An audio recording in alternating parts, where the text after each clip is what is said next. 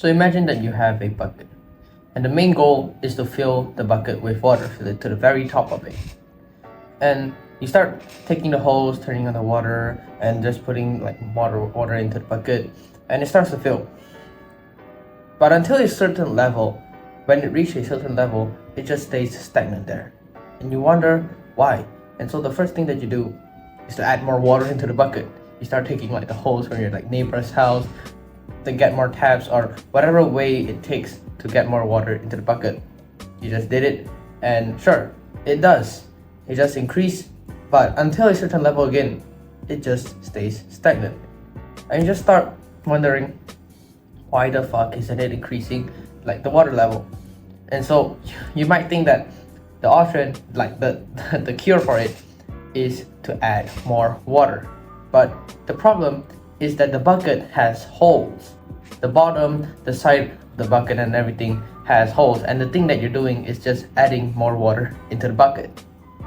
And so you might think that's just a dumb analogy, but that's what you're doing with your habits as well. Instead of trying to cure the bad habit, trying to break the bad habit, you're trying to add more good habits into your life, hoping that it's gonna fix everything. But it simply doesn't. So it was 2021, and I came back home from school, and every single day after I showered, I would play video games. So I'd hop on my favorite game in Roblox called Jailbreak, and I would grind for hours, bang out sessions of it like for so long that I barely did anything after school aside from grinding on the game. I was hammering out the money inside there. I would grind until like this crazy high status in this game. I had like millions of dollars inside the game. I had like cars, I had all these like helicopters. I was so rich and had this prestige in this game already. My reputation is sick, but in real life, not so much. And since I did this every single day, this became a routine, and my brain got more familiar with it. I repeated it more, and it developed this habit, this bad habit of gaming every day from school. And this developed an addiction to video games for me.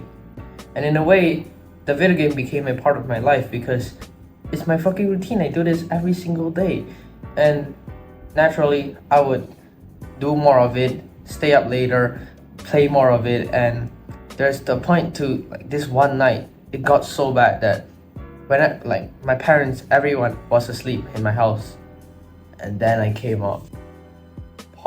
I was scrolling on TikTok, and then everyone was asleep, pitch black, and I just opened my laptop and started playing Jailbreak until 5 a.m. And I still had school tomorrow. I still had to wake up at like 6 a.m. So I played until like 5 a.m. 5 fucking hours. Like I'm pretty sure like I was scrolling at like 12 a.m. or something, and then I started playing until 5 fucking a.m. 5 hours in midnight, just grinding out on this like worthless video game that I'm not even doing anything with right now. So how did I transform from this scrawny little video gamer with a severe video game addiction to not being free from addictions and being happy with my life? Well, today I'm going to share with you some of the science behind it and the same way I broke free from my addictions so that you can too. Well, so how is a bad habit formed? Well, the first time you do a bad habit, like the activity, it's not even a habit when you did it the first time. It's more like just a normal activity, in which in this case, video games. The first time you play the video games, you get a wave of satisfaction. You get a hit of dopamine after playing, and you're like, oh fuck, this is actually fun. Oh, I can make 10x more progress inside the game compared to what progress that I made in real life in just an hour. So you're like, oh fuck, this is fun. I can like slay fucking dragons into it like in the video game. So of course, naturally it's more stimulating, and naturally you want to repeat it more because your brain indicates that, yep, this activity gives us pleasure. And so as you play more video games, the neurons inside your brain called neuroplasticity gets interconnected more, and the network of it gets like more thicker, and so you carry out this behavior more repeatedly and more automatically. But why does the bad habit still stays? Why does it still persist despite us knowing that it's going to cause harm to us if we keep doing this in the future? Well, This is because of our limbic system, which is known as our emotional brain.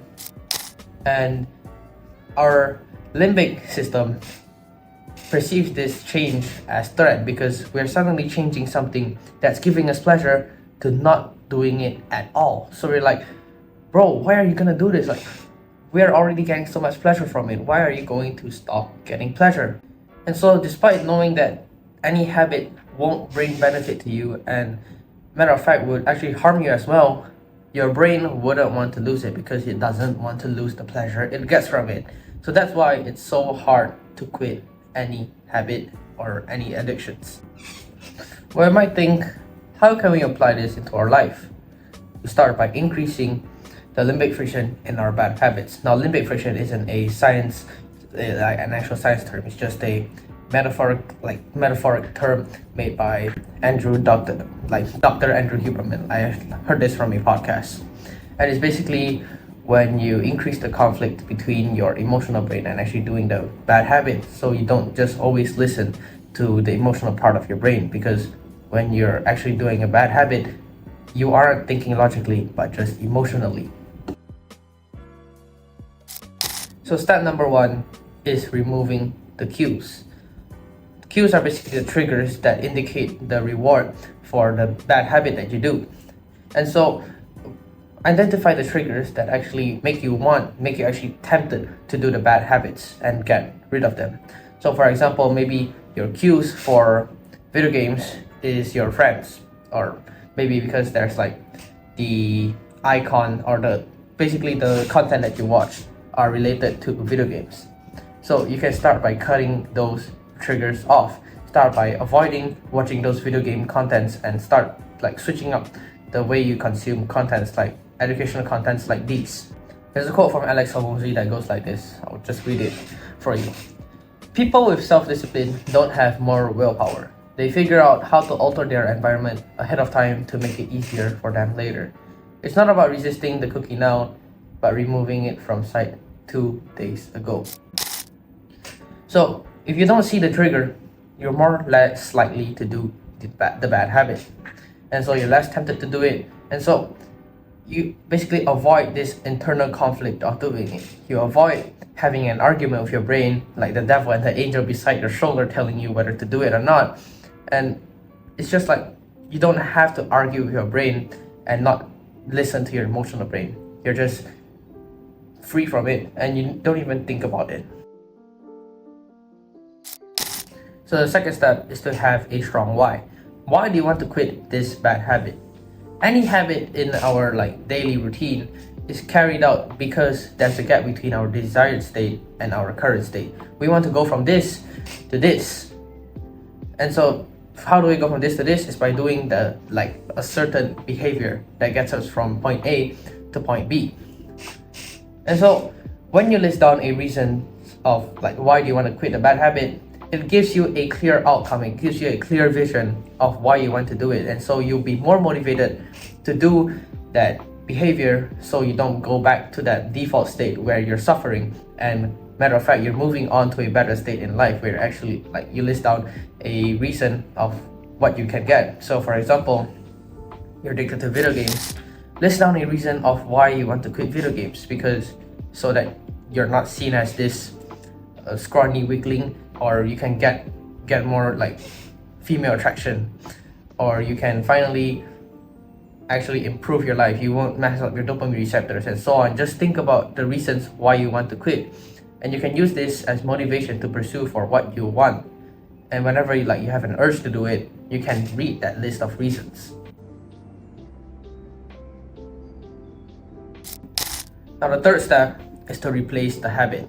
Now I know that in the start I said, instead of just trying to add more good habits, we should cure the bad habit. But once we get rid of the bad habit, once we put the bad habit aside, there's this gap of time in our daily routine where it's just blank, because you're just so used to doing that same thing over and over again every single day. So what do you do with this gap of time? Well, we replace it with the good habits. We fill our day with productive habits so that we don't even have the time to do the bad habits. So imagine that every single day you come back home from school and there's this gap of time from 1 p.m. to 3 p.m. you play like video games for 2 hours. And so when you remove it, it's like a blank space of the day. So what do you do with it? You fill the time, because if you don't fill the time and you're just leaving it like this and you're not planning out what to do, you're not like replacing it with good habits or anything, it's just going to be this like time where you're just sitting and you're wondering what you're gonna do. And what you're gonna do, you're just gonna start thinking about video games again, because this is the time where you usually do the bad habit. So naturally, you're going to do the bad habit. Now a bonus for you, because you watched till the very end of the video, is to avoid the all or nothing mindset at all costs.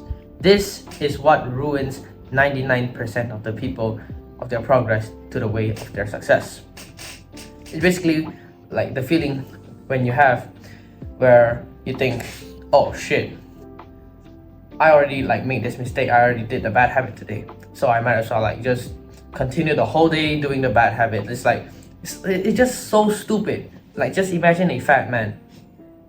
For breakfast he ate like some donuts, and for his lunch he ate salad. Do you think he made any improvements? Of course he fucking did.